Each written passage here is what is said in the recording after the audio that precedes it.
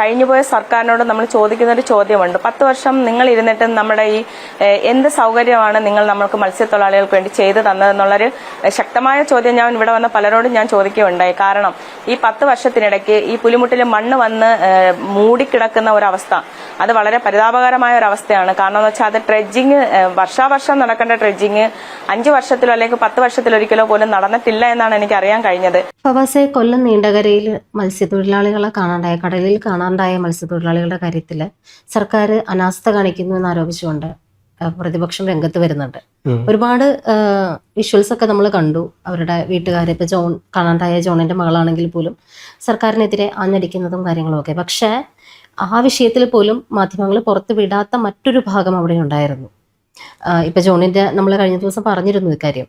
ജോണിന്റെ വീട്ടിൽ തന്നെയാണെങ്കിലും മറ്റൊരു യുവാവ് പറയുന്നുണ്ട് കൃത്യമായിട്ടും 2017 ഓഖി ദുരന്തത്തിന് ശേഷം ഇങ്ങോട്ട് മത്സ്യത്തൊഴിലാളികൾക്ക് വേണ്ടി എന്താണ് ചെയ്തത്, അത് 2017 ആരായിരുന്നു ഇവിടെ ഭരിച്ചിരുന്നത്, ഇപ്പോഴത്തെ സർക്കാരല്ല.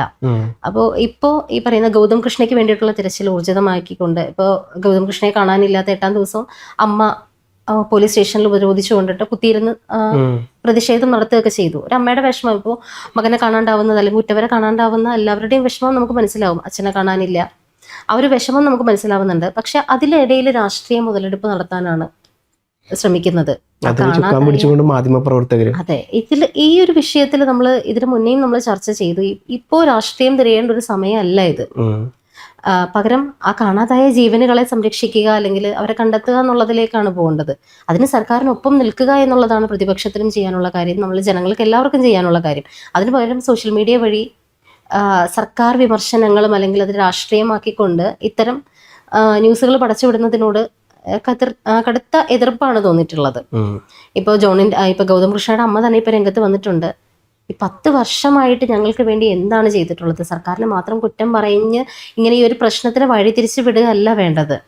അവര് ആ വോയിസ് തന്നെ കൃത്യമായിട്ട് പറയുന്നുണ്ട്. ഇപ്പോൾ കഴിഞ്ഞ 10 വർഷം നിങ്ങൾ ഒന്നും ചെയ്തിട്ടില്ല, പിന്നെ വെറും 2 മാസം മാത്രം പ്രായമുള്ള സർക്കാരിന് എന്താണ് ചെയ്യാൻ പറ്റുന്നത്? കാരണം അവർ ഭരണത്തിൽ കയറി 2 മാസം ആകുന്നേ ഉള്ളൂ. അപ്പോൾ അവർക്ക് കാര്യങ്ങൾ കാണാനോ ഇംപ്ലിമെന്റ് ചെയ്യാനോ ടൈം പോലും കിട്ടിയിട്ടില്ല. അപ്പോഴേക്കാണ് ഈ അടുത്ത ഫ്ലഡ് വരുന്നത്. അപ്പോൾ ഇതിന്റെ 2018 ഫ്ലഡ് ഉണ്ടായതാണ്, 2017 ഓക്കി ഉണ്ടായതാണ്. അപ്പോൾ ഇത്തരത്തിൽ കാര്യങ്ങൾ ഉണ്ടായപ്പോൾ എന്ത് ചെയ്തു?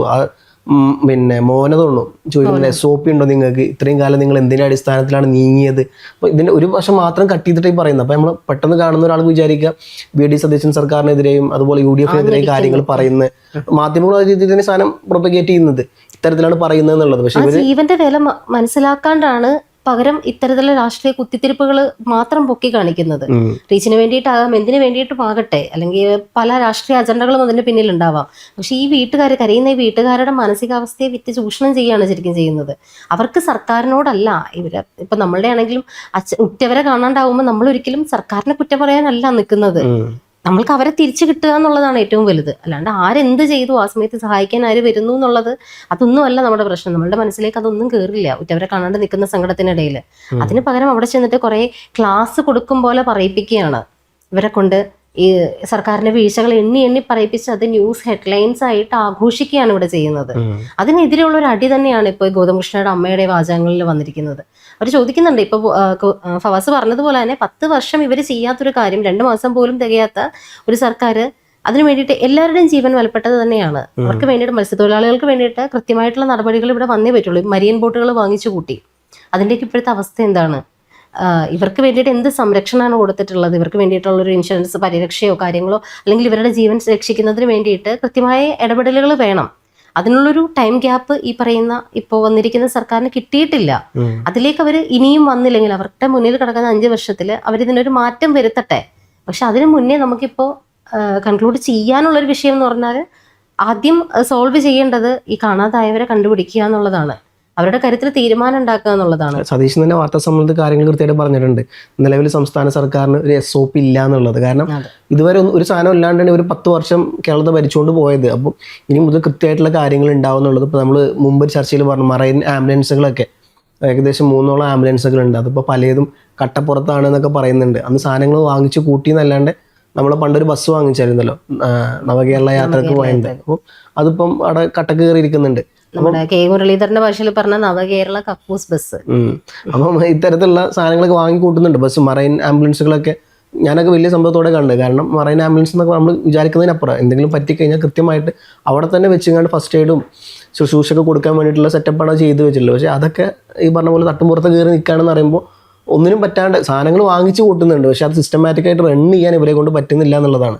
കൃത്യമായിട്ടുള്ള ഒരു ഗൈഡ് ലൈൻസും അതുപോലെ തന്നെ എത്ര കിലോമീറ്റർ പോകുന്നുള്ളതും GPS ട്രാക്കിങ്ങും അങ്ങനത്തെ പല കാര്യങ്ങളും ചെയ്യാണ്ട്. ഇതിൻ്റെ പലതും കുറേ ടെക്നിക്കൽ ഇഷ്യൂ നമ്മളെ ഭാഗത്തും ഉണ്ട്. മീൻസ് ഈ പറഞ്ഞ പോലെ ISROയുടെ ഭാഗത്ത് കുറച്ച് സാധനങ്ങൾ ഉണ്ടായിട്ടുണ്ട്, അതിൻ്റെ കുറച്ച് പ്രശ്നങ്ങളുണ്ട്. അതല്ലാണ്ട് സംസ്ഥാന സർക്കാരിന് ചെയ്യാൻ പറ്റുന്ന കുറേ കാര്യങ്ങളുണ്ട്. അവർക്ക് വേണ്ട ഇൻഷുറൻസിൻ്റെ കാര്യങ്ങളൊക്കെ. ഇപ്പം ഞാൻ കൊല്ലത്തൊക്കെ ഇലക്ഷൻ സമയത്ത് വർക്ക് ചെയ്തപ്പം അവർ മത്സ്യത്തൊഴിലാളികൾ ആവശ്യപ്പെടുന്നത് അവർക്ക് പിന്നെ ഇൻഷുറൻസ് വേണമെന്നുള്ളതാണ്. കാരണം അവരെ സംബന്ധിച്ചിടത്തോളം അവരുടെ ലൈഫ് എന്ന് പറയുന്നത് വെറും അപകടത്തിൽ മാത്രമാണ്. കാരണം കടലിലോട്ട് പോകുന്നു, വലിയ സേഫ്റ്റി മെഷർമെൻ്റ് ഒന്നും ഇല്ലാണ്ട് അവർ പോകുന്നത്. അവർക്ക് കടലിന് വിശ്വാസമാണ്, അവർ ആ ഒരു വിശ്വാസത്തിലാണ് പോകുന്നത്. നാളെ തിരിച്ചു വരുമോ ഇല്ലേ എന്നുള്ളില്ല. കാരണം അവർക്ക് അവരെ മക്കളെയും എന്ന് പറഞ്ഞാൽ കുടുംബക്കാരെയും ഒരു ദിവസം പട്ടിണി ഇല്ലാണ്ട് നിലനിർത്തണം. അതിനുവേണ്ടി അവരെ സ്വന്തം ജീവൻ വരെ കളഞ്ഞിട്ട് അവർ പോകുന്നത്. അല്ലാണ്ട് അവർക്ക് പോകാൻ ആഗ്രഹം ഉണ്ടായിട്ടല്ല, ഒരു നേരത്തെ ഭക്ഷണം കിട്ടണം എന്നുള്ള സാധനം കൊണ്ട് അവർ പോകുന്നത്. അപ്പോൾ അങ്ങനത്തെ പോകുമ്പം അവർ തിരിച്ചു വരുമോ ഇല്ലേന്ന് പോലും കടലിൻ്റെ അവസ്ഥ അവർക്ക് പോലും അറിയില്ല. അവിടെ ഒരാൾ എന്നോട് പറഞ്ഞു ഓക്കി ചുഴലിക്കാറ്റൊക്കെ അവർക്ക് മുൻകൂട്ടി അവർ കണ്ടതായിരുന്നു. കാരണം കടലിൻ്റെ അന്നേ വരെ കാണാത്ത രീതിയിലുള്ള സംഭവം കടലിൽ അവർക്ക് മീൻസ് അവർക്ക് ഫീൽ ചെയ്തു എന്നുള്ളത്. അപ്പോൾ അവരത് പറഞ്ഞു മറൈൻസിൻ്റെ ആൾക്കാരോട് വന്ന് പറഞ്ഞു. അപ്പോൾ അവർ പറഞ്ഞു അതൊക്കെ നിങ്ങൾക്ക് തോന്നലാണ്, അങ്ങനെയൊന്നും ഇല്ല എന്ന് പറഞ്ഞു. കാരണം കടലിന് അന്നേ വരെ ഇല്ലാത്ത ഒരു ചിലമ്പലും കടലിൻ്റെ കാറ്റിൻ്റെ ഗതിയിലൊക്കെ വ്യത്യാസവും കടലിൻ്റെ ശബ്ദം തന്നെ മാറിയ രീതിയിൽ അവർ പറഞ്ഞത്. അപ്പോൾ അന്ന് അവർ ആ പറഞ്ഞപ്പോൾ ആരും വിശ്വസിച്ചില്ല എന്നാണ്. അതിന് ശേഷമാണ് ഓക്കി ചുഴലിക്കാറ്റും കാര്യങ്ങളൊക്കെ വന്നു പറഞ്ഞു. അപ്പോൾ കൂടെ നിൽക്കുന്നവനെ കൂടെ ജീവിക്കുന്നവനെ രാപ്പനി അറിയുന്നുള്ള പറയുന്നത് പോലെ കടലിനൊപ്പം ജീവിക്കുന്ന കടലിന്റെ മക്കൾക്ക് അറിയാവുന്ന രീതിയിൽ ഒരിക്കലും അതാണ് സതീശൻ പറഞ്ഞല്ലോ, ഈ അവരെ കൂട്ടിയിട്ട് അവരടക്കം കൂട്ടിയിട്ടുള്ള ഒരു രൂപം ഒരു എന്താ പറയുക കമ്മിറ്റി രൂപീകരിക്കുന്ന കാരണം കരയത്ത് നിന്ന് പറയുന്ന പോലെയല്ല കടലിലുള്ളവർക്ക് അതിന്റെ സത്യാവസ്ഥ അറിയുള്ളൂ. അതുകൊണ്ട് സതീശൻ പറഞ്ഞത് അവരടക്കം ഇൻക്ലൂഡ് ആയതുകൊണ്ടുള്ള അതെ, കാരണം അവർക്ക് കൃത്യമായിട്ട് അറിയാം ഇതിന്റെ യഥാർത്ഥ പ്രശ്നം എന്താണ്, ഏതൊക്കെ തരത്തിലുള്ള സാധനങ്ങൾ വേണം. അവരൊന്നും കാണാൻ തുടങ്ങിയല്ല. ഈ പറയുന്ന പോലെ ഇപ്പോൾ എല്ലാ തുരങ്കപാത നിർമ്മാണത്തിലും കാര്യങ്ങളിലൊക്കെ ഓരോ വിഷയത്തിലും ഇവര് വിദഗ്ധ സമിതിയെ നിയോഗിക്കുന്ന ഒരു ഏർപ്പാടുണ്ടല്ലോ സർക്കാരിന്.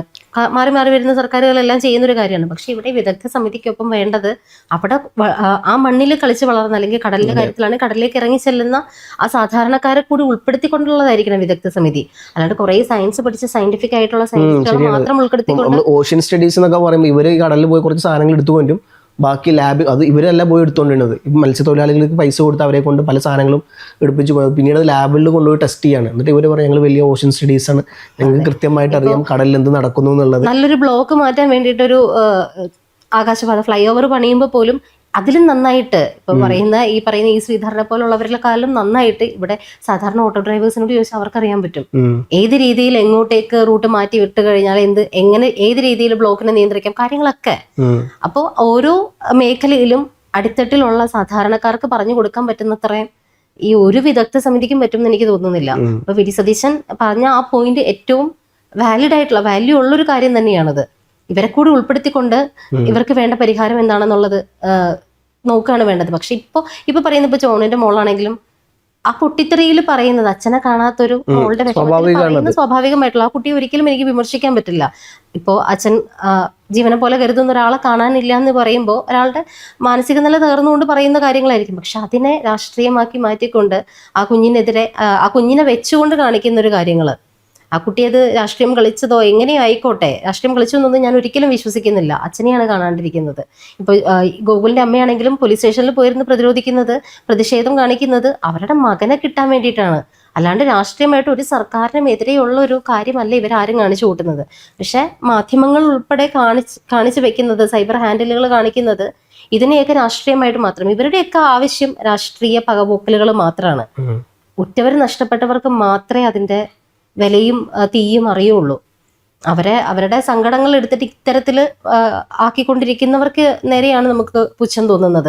ഇപ്പൊ സർക്കാരിനൊപ്പം നിൽക്കുക, അവരുടെ ഇതിനൊപ്പം നിന്നിട്ട് അവരുടെ വേദനയ്ക്കൊപ്പം നിൽക്കുകയാണ് വേണ്ടത്. അല്ലാണ്ട് ഈ പറഞ്ഞതുപോലെ ഇപ്പൊ കഴിഞ്ഞ ദിവസം ഈ ഡിവൈഎഫ്ഐയുടെ മാർച്ചിൽ പറഞ്ഞതുപോലെ ആ സെക്രട്ടേറിയറ്റിൽ പോയി കിടന്നിട്ട് മാർച്ച് നടത്തിയിട്ടോ അല്ലെങ്കിൽ കുറെ തെറി വിളിച്ചിട്ടോ ഒന്നും ഈ പോയവർക്ക് അല്ലെങ്കിൽ അവിടെ പോയിട്ട് മതസ്പർദ്ധ ഉണ്ടാക്കിയത് കൊണ്ടോ ഒന്നും ഒരു കാര്യവുമില്ല.